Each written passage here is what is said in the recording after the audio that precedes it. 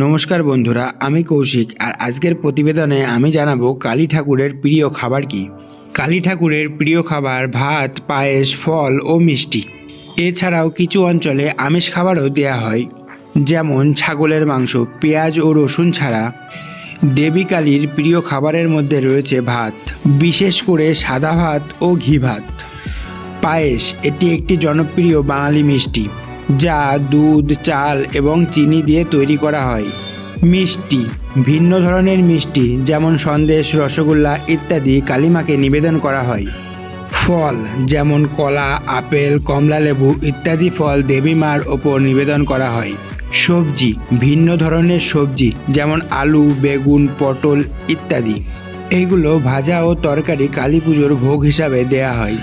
আমিষ খাবার কিছু অঞ্চলে, বিশেষ করে কালী পুজোর রাতে, ছাগলের মাংস, পেঁয়াজ ও রসুন ছাড়া এবং মাছ, মাংস ভোগ হিসাবে দেয়া হয়। লাল রঙের খাবার মায়ের বেশি পছন্দ।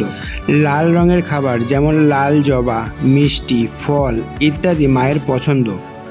কালী মায়ের কাছে ভক্তরা তাদের ভক্তি ও শ্রদ্ধা নিবেদন করার জন্য এই খাবারগুলি উৎসর্গ করে থাকে।